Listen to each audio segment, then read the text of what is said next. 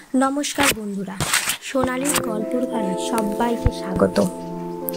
আগের ভিডিওতে আমরা জেনেছি মা কুষ্মান্ডার দিব্য কথা, কিভাবে মা তার একটি দিব্য হাসি দিয়ে এই জগৎকে সৃষ্টি করেছিলেন।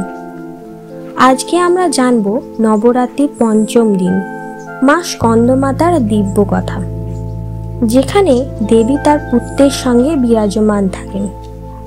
নবরাত্রির পঞ্চম দিনে পূজা করা হয় মা স্কন্দমাতার।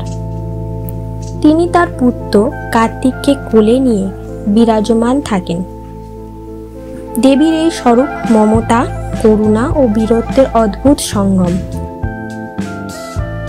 কথিত আছে, যখন অসুর তারকাসুরের অত্যাচার বেড়ে গিয়েছিল, তখন দেবতাদের প্রার্থনাতে ভগবান শিব ও মাতা পার্বতীর পুত্র কার্তিকের জন্ম হয়। বড় হয়ে কার্তিক দেবতাদের সেনাপতি হন এবং তারকাসুরকে বধ করেন। দেব সেনাপতি কার্তিকের আরেক নাম কুমার স্কন্দ, তাই তার জননী রূপে মায়ের নাম স্কন্দমাতা। মায়ের স্বরূপ তিনি সিংহ বাহনে আরোহিণী।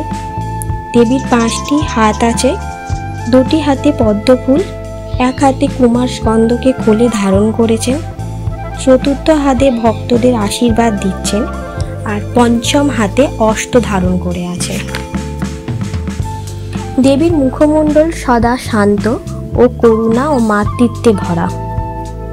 ভক্তরা মনে করেন মা স্কন্দমাতার পূজা করলে সংসারে শান্তি ও সমৃদ্ধি আসে, সন্তানের কল্যাণ ও উন্নতি ঘটে, অশুভ শক্তি দূর হয়ে আসে ভক্তের জীবনে ঐশ্বর্য ও জ্ঞান।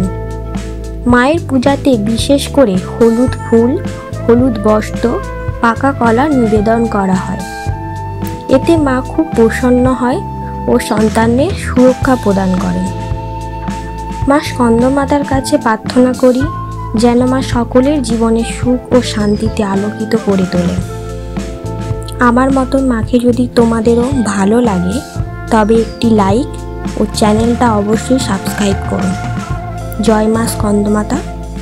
মা তোমাদের সকলের মনস্কামনা অবশ্যই পূরণ করবেন।